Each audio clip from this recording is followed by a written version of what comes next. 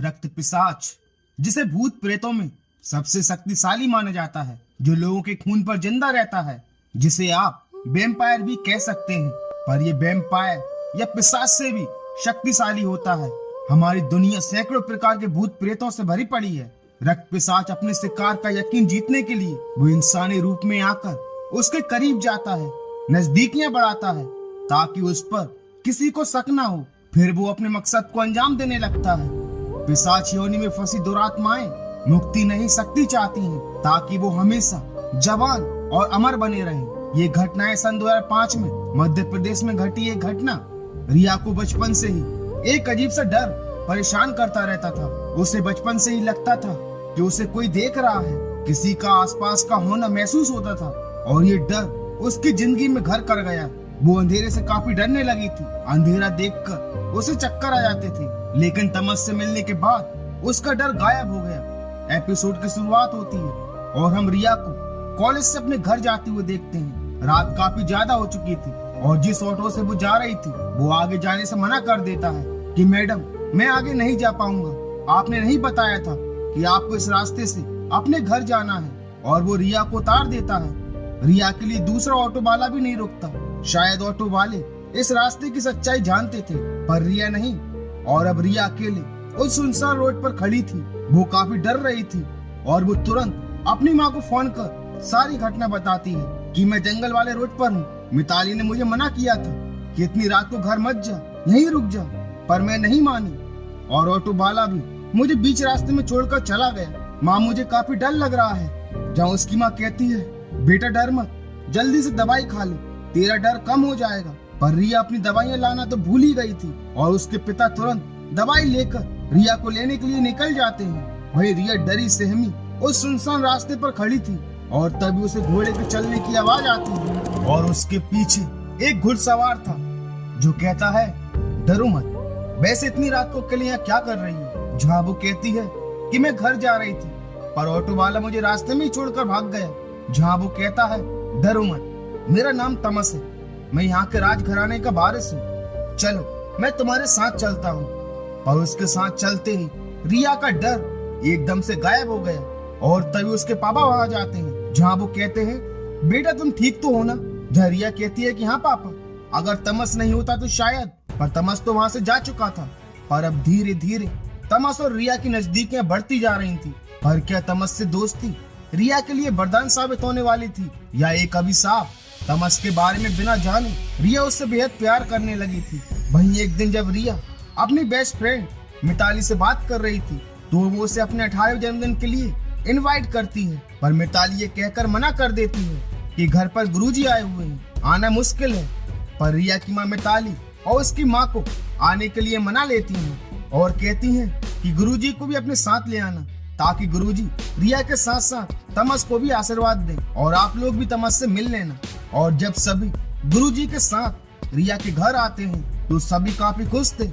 दिखाती हैं तो वो कहते हैं कि रिया की कुंडली कोई साधारण कुंडली नहीं है। और तभी तमस भी बाहर आ जाता है, जिसे रिया लेने चली जाती है। पर तमस के घर में प्रवेश करने से पहले ही गुरुजी की तबीयत बिगड़ जाती है और वो कहते हैं कि मुझे आभास हो रहा है इस घर में किसी नकारात्मक शक्ति का प्रवेश हो चुका है, आपके घर पर काफी बड़ा संकट आने वाला है।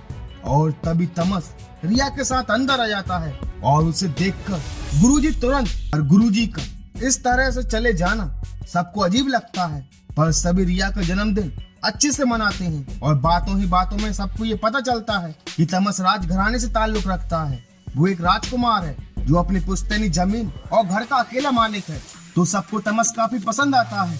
वही गुरुजी ये समझ चुके थे कि तमस कोई इंसान नहीं बल्कि एक रक्त पिशाच है और वो इस बारे में और जानने की कोशिश करते हैं, पर उन्हें अपनी ही मौत का आभास हो जाता है और वो तमस की पूरी सच्चाई एक पत्र में लिखकर भगवत गीता में छुपा देते हैं। और तभी एक बवंडर के रूप में आकर तमस उनका खून पी जाता है। और अगले दिन जब मिताली के घर वालों को ये पता चलता है कि गुरुजी का देहांत हो गया है तो वो सीधा होटल पहुंच जाते हैं और गुरुजी की लाश देखकर सभी काफी हैरान हो जाते हैं कि गुरुजी की बॉडी का सारा खून सूख चुका है सिर्फ एक रात में, जो सभी को काफी अजीब लगता है। और पुलिस उनकी लाश को पोस्टमार्टम के लिए भेज देती है और वो लोग गुरुजी के सामान को लेकर घर आ जाते हैं ताकि वो उसे उनके आश्रम ऋषिकेश पहुंचा दें और उस सामान से मिताली को भगवत गीता मिलती है, पर वो उसे ले जाकर अपने घर के मंदिर में रख देती है। वहीं रिया के जन्मदिन के 2 दिन बाद जब रिया सो रही थी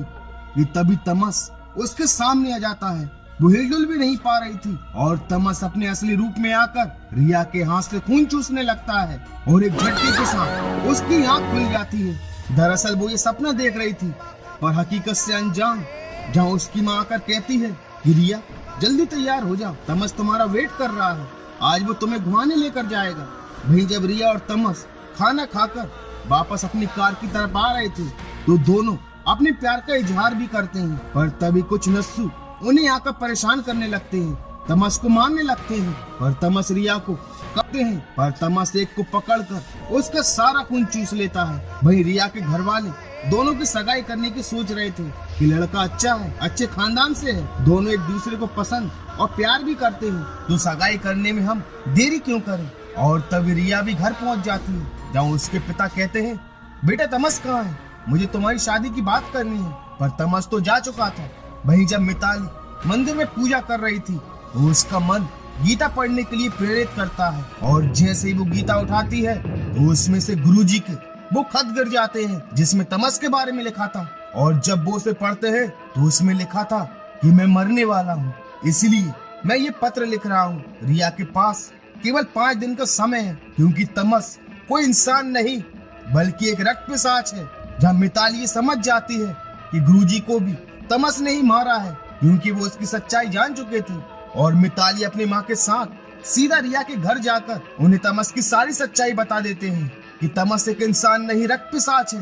पर कोई उनकी बात नहीं मानता और वो कहते हैं कि आप खुद देखिए रिया की हालत पिछले 5 दिन से कैसी हो गई है। तमस हर रोज आकर रिया का खून चूस रहा है। पर रिया के पिता कहते हैं कि आप क्या बकवास कर रहे हैं, तमस रिया का खून चूस रहा है, अगर ऐसा है तो कोई निशान तो होगा शरीर पर रिया के शरीर पर तो कोई निशान नहीं था। पर रिया कहती है कि माँ मैंने सपने में देखा था कि तमस मेरा खून चूस रहा है। जहाँ मिताली कहती है कि वो सपने में नहीं हकीकत में आकर तुम्हारा खून चूस रहा था। पर मिताली की माँ कहती है कि इसके बारे में भी गुरुजी ने लिखा है, वो निशान ऐसे नहीं दिखेंगे, मैं अभी आती हूँ। वही मिताली कहती है रिया तुम्हें बचपन से ऐसा लगता था, प्यार कर रहा था ताकि तुम्हारे जन्मदिन के 5वें दिन अमावस्या की रात को तुम्हारा खून पीकर और भी ज्यादा ताकतवर और शक्तिशाली हो जाए। और आज ही वो अमावस्या है, आज ही तमस ने तुम्हें मारने के लिए चुना है। और तभी मिताली की माँ जब रिया के हाथ और गले पर हल्दी लगाती है तो दांतों के निशान उभर जाते हैं और ये देखकर सभी चौंक जाते हैं। और तमस ने रिया को इसलिए चुना है कि लोग है और वो अमावस्या भी आज ही है। और तभी तमस भी वहां जाता है जो कहता है जब आपको सच्चाई पता ही पड़ गई है तो भी तुम मुझे नहीं रोक पाओगे।